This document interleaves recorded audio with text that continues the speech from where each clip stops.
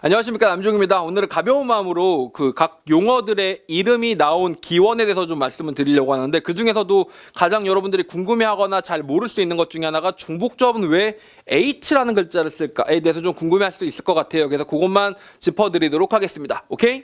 자, 우리가 가장 먼저 익히 배웠던 거는 순열과 조합하니까 순열부터 배운 거죠. MPR이라고 쓰는데, 이 P는 뭐냐면 퍼뮤테이션, 그냥 순서대로 나열한다, 퍼뮤테이션이라고 보시면 되겠습니다. 그래서 MPR은 이렇게 쓰시는 거고요. 또 NCR이라고, 순열과 조합 공부할 때 NCR을 배우죠. 이 C를 배우는데, 이 C는 좀 재밌습니다. C에 사실 약어의 그 출처는 컨비네이션, 조합에 있는 거예요. 얘가 마치 순열인 것처럼 얘도 당연히 조합에 있는 건데, 이걸 컨비네이션이라고 불러도 되고, 사실 나중에 대학에 가시면 이 NCR을 이렇게 쓰기도 해요. NR 이렇게 쓰기도 합니다. 이럴 때는 뭐라고 많이들 읽냐면 N choose R이다 라고 읽기도 합니다. N choose R, N개 중에서 R개를 선택하는 거니까 N choose R이라고 읽는데, choose도 C잖아. 컨비네이션도 C지만 choose도 C죠. 그래서 그러다 보니까 컨비네이션에 C를 해도 뭐 choose랑도 어떻게 보면 의미가 통하는 면도 없잖아, 있다 라고 생각해 보시면 되겠습니다. 그래서 우리가 익히 알고 있는 MPR과 NCR은 퍼뮤테이션과 컨비네이션의 약자다 라고 생각해 보시면 되고, 비슷한 시리즈 중에 뭐가 있냐면 중복을 이제 허락하기 시작하면, 순열에서 중복을 허락하면 MPIR이라고 쓰죠. MPIR이라고 쓰는데, 여러분 아는 친구들은 알겠지만 공식이 뭐예요? 그냥 N의 R승이라고 보시면 됩니다. 알겠죠? 그래서 N의 R승으로 공식을 때릴 거라서 사실 이 기호는 별로 거의 안 쓰죠. 이게 뭐하러 쓰냐? 그냥 지수를 쓰면 되는 거지.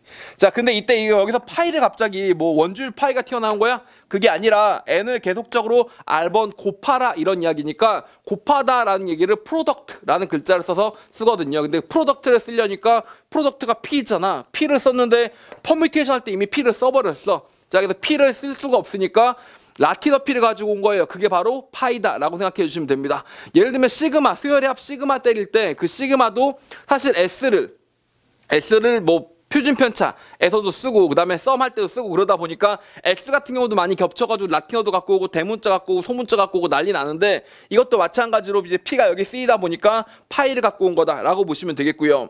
황당한 건 이제 NHR입니다. 중복 조합인데, 중복을 허락해서 조합을 때리는 건데 왜 갑자기 NHR이 나오냐라고 생각할 수가 있어요. 그래서 사실 이건 되게 어이가 없는 그런 콤보라고 생각할 수도 있겠죠. 근데 이게 뭐랑 연관이 돼 있느냐? 다항 정리랑 연관이 되어 있습니다. 이런 거 한번 예를 들어서 생각해 보도록 하겠습니다.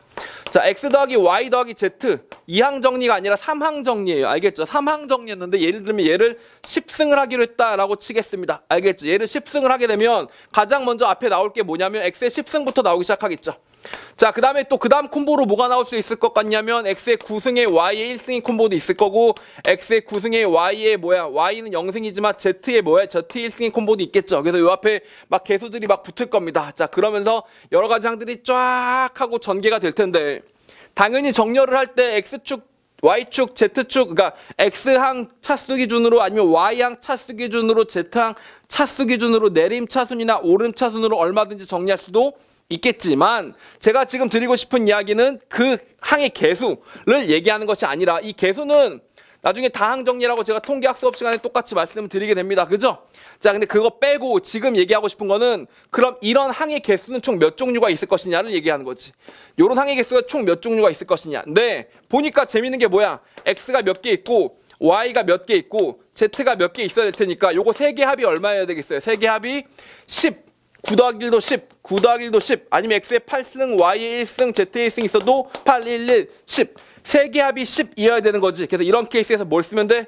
3H10 이렇게 써주면 된단 말이야. 자, 그러다 보니까 요런 항의 개수다 라고 쓰기 위해서 이런 항을 무슨 항이라고 하냐면 동차항이라고 해요. 세 개의 합이 같은 항이니까 동차항이라고 하는데, 그걸 영어로 하면 호모지니어스라고 부릅니다. 자, 그러다 보니까 그 호모지니어스의 H를 따가지고 NHR이라는 약어를 쓰게 된다라는 점을 좀 알아놓으시면 되겠습니다.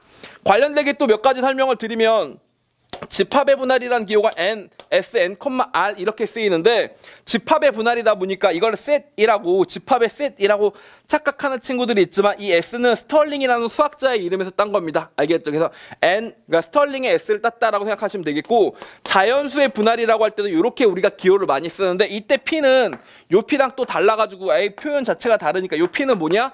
분할해서 따가지고 이제 파티션에서 P를 딴 거다라고 생각해 주시면 돼요. 그래서 그냥 기호로만 공부하지 마시고 그 기호가 어디서 왔는지까지 생각해 보시면 조금 더 재미난 공부가 되지 않을까, 그런 점 잠깐 말씀드렸다고 보시면 감사하겠습니다.